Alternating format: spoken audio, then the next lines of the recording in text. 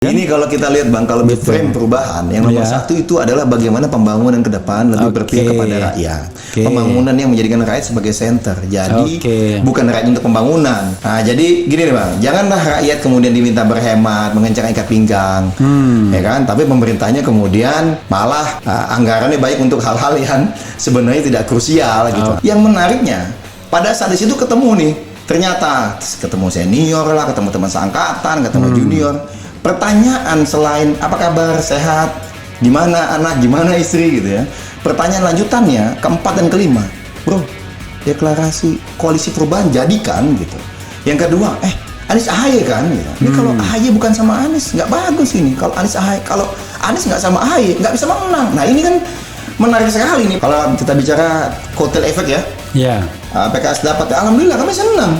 Karena kotel efek itu ya harusnya didapatkan oleh partai yang koalisi, jangan yang lain. Nah makanya juga semakin menguatkan Bang Refli. Berarti cawapresnya harus Mas AHY kalau gitu.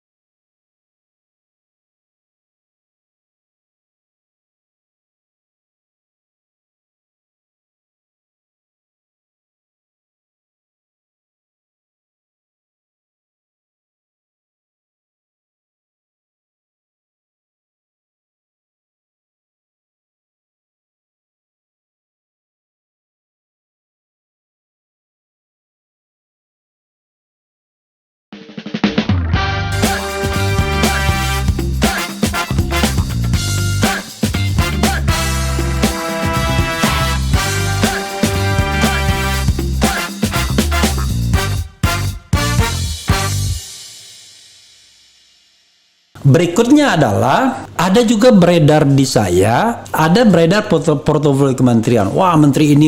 Yang saya ingat sekretaris negara, Mensesnek, Nasdem harus ya kan? Macam-macam dan lain sebagainya. Saya bilang gimana di satu sisi Surya Paloh bicara zakon kabinet, kan begitu dia bilang. Zakon kabinet ahli, tapi belum apa-apa 3 partai ini sudah bagi portofolio. Itu benar nggak bro itu bro? Belum ada itu. Saya malah baru dengar ini ada bagi-bagi saya nyampe ke saya. Mungkin boleh dikirim tuh ke saya biar saya nanti saya akan kirimkan. Karena tadi saya lupa di mana posisinya barang itu kan, tapi pernah. Ya karena kalau di kami ya bagaimanapun kita butuh nih tim yang bisa mengawal perubahan ini gitu dalam konteks tadi presiden, wakil presiden, bukan hanya di kabinet ya, tetapi juga di parlemen. Nah inilah juga menjadi keinginan bersama dari 3 partai ini. Kita menang pilpres, kita menang pileg gitu, sehingga 3 partai ini punya suara yang cukup signifikan, bisa membantu memastikan bagaimana program-program perubahan itu bisa berjalan gitu. Kita kan nggak mau juga dong nanti di tengah-tengah presiden udah kita, tapi karena di parlemen kita lemah, jadi sulit nih untuk mengusung perubahan tadi gitu. Nanti ditagih kita janjinya sama rakyat yang banyak berharap perubahan. Bukannya udah biasa kalau politisi itu ingkar sama rakyat? Enggak, Demokrat enggak lah ya. Kalau Mas AHY enggak, kita lihat di rekamnya Demokrat. Bro belum pernah jadi anggota DPR kan? Belum. Nah itulah masalahnya, jadi anggota DPR dulu baru terasa. Ya kita generasi baru Bang. Nah, kalau kita tidak memulai suatu hal yang positif, tentunya kan sangat disayangkan. Memang namanya belum tentu juga yang sebelum-sebelum ini selalu ingkar Bang. Bisa dicek loh, kami ini banyak loh anggota dewa, misalnya terakhir ini ya kita lihat 2019 sampai dengan sekarang, yang janjinya apa, ke lapangan tuh juga melakukan sesuatu. Misalnya banyak nih yang di Kalimantan Timur, misalnya ada Bang Irwan Veko, anggota DPR kami itu bangun jalan luar biasa loh Bang. Benar program Komisi 5 dibawa sama beliau ke lapangan gitu, dan itu nyata. Sehingga di survei terakhir yang kami dapat dari teman-teman Kompas itu, Kalimantan itu naiknya secara signifikan dalam 6 bulan terakhir ini gitu. Sama ini kan kontributor Demokrat ini kan besarnya kan di Sumatera, di Jawa gitu. Yang utama di sini sama di Sulawesi. Itu Litbang Kompas ini kan baru-baru ini ya. Iya benar. Nomor 1 tetap PDIP, Gerindra. Itu 14% ya Demokrat. 14%. Tumben ya Demokrat bisa 14%. Ini pola Bang, ini peningkatan. Sebelumnya nomor berapa 14%? Nomor 3. Oh nomor 3 ya. Jadi sejak awal awal tahun ini kita sudah nomor 3 Bang dengan 10,7%. Lalu naik di Juni 11,6. Dan semakin tipis dengan percaya dengan pas surveinya ya. Kalau kami sementara ini kami lihat ya, di saat dulu survei kami 3 atau 4%, ya kami juga membedah survei ini gitu loh Bang. Jadi konsisten nih survei yang sama terus kami lakukan. Memang kami juga bedah survei-survei lain. Ya kan, tetapi salah satu yang kami pegang saat ini diantaranya adalah Litbang Kompas. Kenapa? Karena bisa diskusi dengan teman-teman Litbang Kompas itu secara mendalam, detail bisa dibuka datanya, kita bisa cermati. Nah ini kan dan dananya dari mereka sendiri. Benar. Nah ini saya nggak mau membahas itulah untuk di tempat yang lain ya. Tetapi kalau Litbang Kompas mereka belum menerima sampai dengan saat ini pekerjaan-pekerjaan survei dari pihak lain gitu. Jadi mereka mau buat survei ya mereka buat. Kalau enggak ya enggak gitu. Jadi nah inilah yang kita coba bahas itu. Tentu hasil survei lain juga kami cermati, kami pelajari juga karena bagaimanapun kan ya macam-macam nih. Hasil survei kita perlu lihat juga masukan-masukan. Ini kan lebih kepada potret sementara kan. Bukan judgement, bukan penilaian, tetapi potret sementara yang perlu kita pelajari. Gitu. Luar biasa ya. Saya kotak-katik di mana itu barang tadi? Yang mana nih? Yang kabinet ya? Yang kabinet. Tapi Bang ini loh, versi saya ya, versi kami nih. Bagus juga sebenarnya kalau ke depan memang bahkan pada saat deklarasi mungkin saja sudah mulai ada timnya yang ditawarkan. Tim ekonomi seperti apa, tim polhukam seperti apa. Ya, tapi masalahnya yang terjadi adalah semua di-capture oleh partai politik gitu. Jadi seolah-olah bagi kursi di antara mereka aja. Karena bagaimanapun lalu apa bedanya dengan kabinet sekarang? Katanya mau change ya, mau perubahan. Sekarang juga begitu kan, capture by political parties ya kan. Ini kalau kita lihat Bang, kalau frame perubahan yang nomor satu itu adalah bagaimana pembangunan ke depan lebih berpihak kepada rakyat. Pembangunan yang menjadikan rakyat sebagai center. Jadi bukan rakyat untuk pembangunan. Nah, jadi gini nih Bang, janganlah rakyat kemudian diminta berhemat, mengencang ikat pinggang. Ya kan? Tapi pemerintahnya kemudian malah anggarannya baik untuk hal-hal yang sebenarnya tidak krusial gitu. Nanti masuk lain nih temanya nanti lain. Nanti nggak boleh. Nanti tato senat insertnya jadi redup Bang. Masih aman ya? Masih aman. Masih aman. Jadi sobat era sekalian ya, coba kita sebagai pemanasan coba kita kulik-kulik lagi polling ya. Karena ada beberapa polling yang tidak menguntungkan Partai Demokrat. Gitu. Yaitu, contoh ya, baru pagi ini pollingnya 22.000 yang voting. Apakah Anda percaya Istana akan menyingkirkan Anies dan Ganjar dalam perhelatan Pilpres 2024 yang tadi ya, yang beginning tadi. 22.000 votingnya, percaya Anies dan Ganjar disingkirkan 12%. Percaya Anies disingkirkan 73%. Percaya Ganjar disingkirkan 3%, tidak percaya 9%, ragu-ragu 3%. Jadi mereka susah bro ini. Kan Istana. Istana ya. Istana. Ini kan makanya ada lagu saya. Demokrat ini. Yang calon Istana nanti. Ya, ada lagu Istana jadi pusat transaksi ya. Ada lagu saya itu reformasi dikhianati. Ya, insya Allah nanti 2024 reformasi kembali kepada ibu kandung Pertiwi. Tapi ada satu hal yang tidak mengenakan Partai Demokrat. Ternyata ketika dicalonkan Anies, yang paling banyak dipilih itu malah PKS, bro. Jadi saya pernah bikin itu siap partai mana yang akan Anda pilih. Ternyata PKS mayoritas. Jadi kalau tidak salah Nasdem kira-kira 14-5%, 14 sama 15%. Ya. Nah sisanya tuh 60-an% itu PKS. Gimana pendapat? Demokrat nggak disebutin berapa persen tadi? Iya tadi 14-15% tadi. Jadi bersama Nasdem. Iya kurang lebih. Jadi entah Demokrat atau Nasdemnya yang jelas 14 dan 15%. Berdua itu ya sisanya. Iya, berdua itu. Nah sisanya partai PKS. Artinya gini, kalau kita bicara kotel efek, kan kalau pencalonan Anies kan diharapkan Nasdem naik gitu. Tapi survei mengatakan nyungsep Nasdem. Demokrat tidak mendapatkan keuntungan apa. Emang mau mencalonkan orang yang nggak menguntungkan itu? Kalau kita kan ini demi bangsa dan negara. Bagaimana kita bicara mengenai perubahan? Saya sambil cari bro ya. Nggak apa-apa. Bagaimana perubahan dan perbaikan ini benar-benar bisa terrealisasi? Karena saat ini begitu Mas Ahaye keliling-keliling. Terakhir kan beliau keliling ke Jawa Timur nih.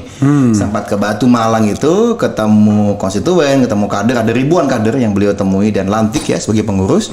Bertemu dengan masyarakat itu aspirasinya kuat sekali. Ingin ada perubahan. Dua hal yang mereka soroti. Perubahan kepemimpinan dan perubahan pemerintahan. Mengapa? Karena tadi harapannya, ekspektasinya ada perbaikan nih. Situasi ekonomi saat ini mereka sulit ini, merasa harga terus naik, entah kebutuhan pokok, entah BBM, entah listrik, entah gas gitu. Kemudian juga daya beli nggak meningkat. penghasilan nggak kunjung meningkat, tetapi justru harga-harga terus melambung tinggi, dan kemudian kita bicara mengenai ketidaknyamanan terkait menyampaikan pendapat di muka publik ya, bicara mengenai demokrasi, bicara mengenai polarisasi, bicara mengenai penegakan hukum. Nah, ini aspirasi-aspirasi ini begitu kuat gitu. Termasuk diantaranya kita bisa cermati Bang, ketika tanggal 10 November yang digadang-gadang oleh masyarakat. Ya. Bukan oleh Demokrat, bukan oleh koalisi ya, tetapi oleh masyarakat. Ingin sekali kelihatan di situ bahwa ada aspirasi yang kuat ini, ingin koalisi ini terjadi gitu. Koalisi perubahan ini terjadi. Bahkan mohon maaf, saya minggu lalu baru datang Bang ke Pontianak lagi-lagi, SMP saya di Pontianak, Sekolah Negeri 3 Pontianak.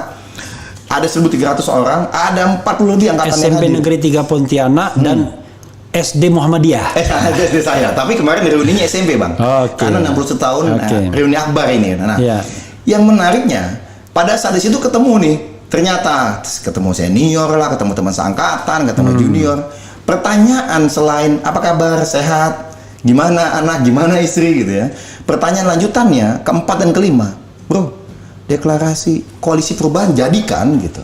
Yang kedua, Anies AHY kan gitu. Ini kalau AHY bukan sama Anies nggak bagus ini. Kalau Anies nggak sama AHY nggak bisa menang. Nah, ini kan menarik sekali nih, padahal niatnya di situ lebih kepada reuni aja karena emang sudah lama nggak bertemu gitu ya.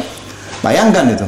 Tapi ketemu yang angkatan 2000-an, angkatan 90-an, bahkan angkatan 80-an itu kok bisa-bisanya gitu rata-rata pertanyaannya sama gitu. Nah, ini kan menunjukkan bahwa ada aspirasi yang sangat kuat gitu dari masyarakat. Sebagai contoh aja gitu ya kan, inginnya koalisi perubahan dideklarasikan. Yang kedua juga bagaimana Mas Anies itu dan Mas AHY disandingkan. Dan ini sejalan sebenarnya dengan aspirasi para pengurus Demokrat seluruh Indonesia ya, di Rapimnas pertengahan September lalu. Bersama dengan anggota dewan kami yang ada ribuan itu datang, rata-rata semua sepakat ingin mengusung Mas AHY dalam kontestasi. Dan menyerah kepada Mas AHY dalam mengusung koalisi sebagai presiden. Enggak kontestasi kan bisa menjadi presiden, bisa menjadi wakil presiden. Ya, karena Mas AHY waktu itu mengamini dan berterima kasih atas rekomendasi dari semua yang hadir, tapi beliau sampaikan juga bahwa kita ikhtiar terus, kita doa terus, karena bagaimanapun Demokrat baru punya 9,36%. Dan saat ini kita bertiga, berarti apapun kita akan sampaikan, kita akan diskusikan, bahas bersama dengan teman-teman koalisi lainnya. Jadi bukan keputusan sendiri gitu. Nah, memang ada aspirasi dari kader, ada aspirasi dari konstituen, ada aspirasi dari masyarakat yang ditemui Mas AHY maupun para anggota dewan di seluruh Indonesia, ditemui juga oleh para pengurus kami. Kan Mas AHY ini sejak memimpin ini kan meminta agar seluruh kader, pengurus, anggota dewan itu untuk seluruh, bukan hanya pada saat reses, tapi hampir setiap minggu ketika tidak reses pun turun ke lapangan, turun ke dapil sebisa mungkin menyerap aspirasi masyarakat dan membantu masyarakat. Nah, ini kuat sekali angin itu gitu, angin perubahan itu. Nah, ini yang bisa saya sampaikan. Sehingga kalau kita mengapa kemudian Demokrat ini terus naik surveinya? Karena langkah-langkah kami tadi membantu rakyat secara langsung, kemudian juga memperjuangkan suara rakyat di parlemen, di publik, yang sesuai dengan mood publik ini. Termasuk misalnya Omnibus Law ya Bang Refli ya. Nah, ini misalnya banyak pengangguran akhir-akhirnya begitu mudahnya terjadi, ini kan buah dari Omnibus Law. Nah, yang kami kritisi, yang udah kami prediksikan waktu kami dulu menentang Omnibus Law 2020. Nah, kemudian banyak lagi kebijakan-kebijakan lain yang kami suarakan hati nurani rakyat nih, aspirasi rakyat nih apa. Nah, inilah yang kemudian mendapat respon positif dari publik, berujung pada peningkatan survei kami secara signifikan dan konsisten. Nah, sehingga Bang, kami ini bukan berbicara mengenai nama gitu di capres dan cawapres, tetapi berbicara mengenai kriteria yang sesuai dengan harapan publik, mood publik. Dan saat ini anginnya adalah angin perubahan, bukan lagi angin status quo. Dan pada saat bicara mengenai angin perubahan itu ada Mas Anies, ada Mas AHY, dan juga dari teman-teman PKS kan ada tokoh-tokohnya juga gitu. Jadi kalau kami lihat ya di sinilah ya, kalau misal tadi kalau kita bicara kotel efek ya, PKS dapat, ya, alhamdulillah kami senang. Karena kotel efek itu ya harusnya didapatkan oleh partai yang koalisi, jangan yang lain. Nah, makanya juga semakin menguatkan Bang Refli. Berarti cawapresnya harus Mas AHY kalau gitu. Saya gini. Jadi Nasdem itu dapat Anies ya kan? PKS dapat kotel efek. Nasdem dapat wakil presiden, kira-kira begitu. Demokrat. Demokrat. Kita doakan.